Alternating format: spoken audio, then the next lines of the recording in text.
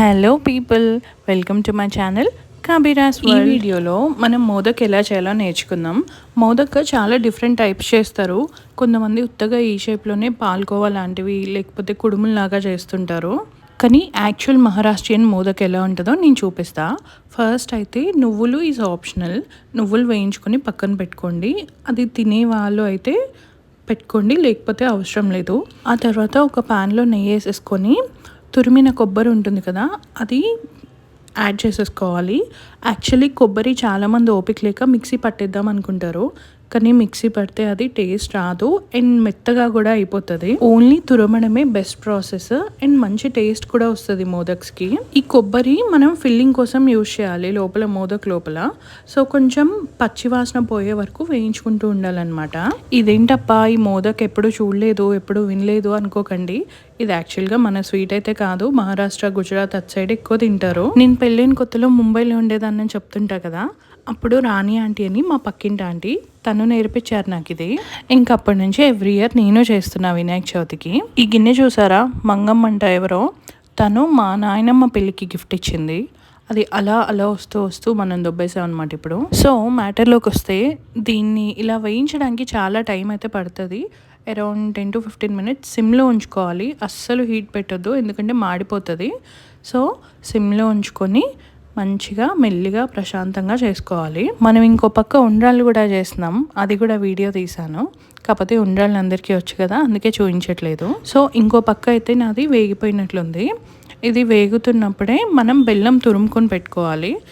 And కొంతమంది sugar వేస్తారు, కానీ మోదక్లో షుగర్ అస్సలు సెట్ అవ్వదు. అది క్రిస్టలైజ్ అయిపోయి అంత మెత్తగా అయిపోతుంది. టేస్ట్ కూడా అంత గ్రేట్గా ఏమి ఉండదు. సో కొబ్బరి మనం 1 cup కొబ్బరి తీసుకుంటే 1.5 cup బెల్లం తీసుకోవాలి. బెల్లం ఎక్కువ ఉండాలి, ఎందుకంటే మనకి తీపి కావాలి కాబట్టి. లేదు మేము మోడరేట్గా తింటాం అనుకుంటే 1 cup బెల్లం తురుము, 1 cup కొబ్బరి తురుము తీసుకోండి, సరిపోతుంది. ఇంకా బెల్లం వేసిన తర్వాత ఇంకొక 5 minutes అట్లా స్టిర్ చేస్తూనే ఉండాలి. మనం ఎక్కడన్నా ఆపితే అది కొంచెం పాకం పట్టినట్టు అవ్వడం లేకపోతే మాడిపోవడం అవుతుంది బెల్లం కాబట్టి. సో తిప్పుతూనే ఉండాలి. ఫస్ట్ కొంచెం లూజ్ అవుతుంది మొత్తం, తర్వాత మళ్ళీ గట్టిపడుతూ ఉంటుంది. అలా అని గట్టి పాకం అయ్యే వరకు ఉంచకండి, జస్ట్ కొంచెం ఆ బెల్లం కరిగేంత వరకే తిప్పుతుండాలి. ఇంకొకసారి బెల్లం కరిగిపోయింది అంటే మనం ఫస్ట్ వేయించుకొని పెట్టుకున్నాం కదా నువ్వులు, ఆ నువ్వులు వేసేసుకోవచ్చు. లేదు మీకు నువ్వులు వద్దు, మీకు ఆ టేస్ట్ నచ్చదు అనిపిస్తే then you can just skip the step. ఇప్పుడు పైన పూత ఉంటుంది కదా మోదక్కి, మనం ఇప్పటి వరకు లోపల స్టఫింగ్ది చేసుకున్నాం.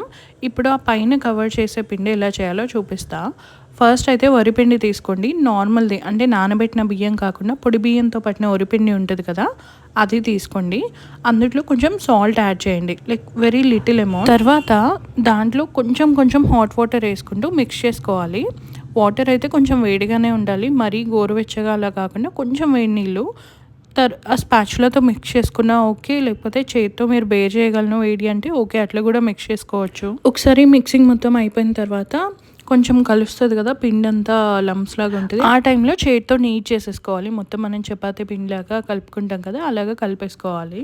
ఇది కలుపుతున్నప్పుడు చాలా స్టిక్కీ అనిపిస్తుంది మనకి. ఆల్మోస్ట్ కలపడం అయిపోయిన తర్వాత ఈ స్టేజ్లో ఇప్పుడు ఏం చేస్తారంటే, కొంచెం నెయ్యి ఉంటుంది కదా, అదొక స్పూన్ తీసుకొని చేతికి రాసేసుకొని ఆ చేతితో మంచిగా కలిపేసుకోవాలి. అప్పుడు మంచిగా మెత్తగా అయిపోతుంది అండ్ మనకి త్వరగా డ్రై కూడా అవ్వదు పిండి, ఎందుకంటే మోదక్స్ చేయడానికి మస్తు టైం పడుతుంది.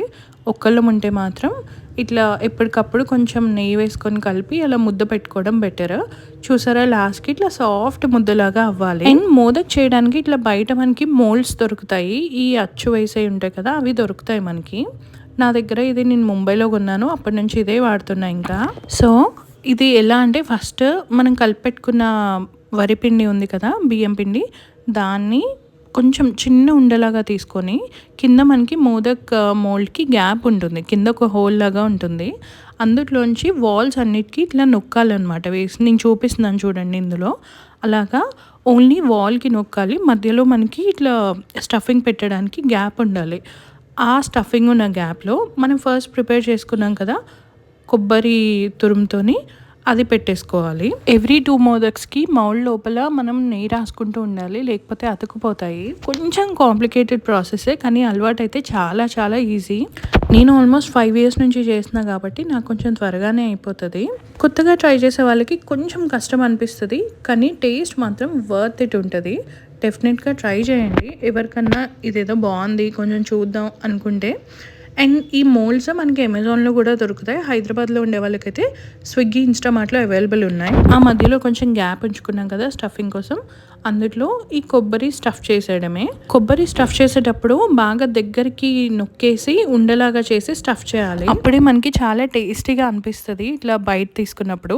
లేదు జస్ట్ పైన వేస్తే అది పైన పిండి ఎక్కువ ఉండి లోపల కొబ్బరి తక్కువ ఉంటే టేస్ట్ అంత మంచిగా రాదు.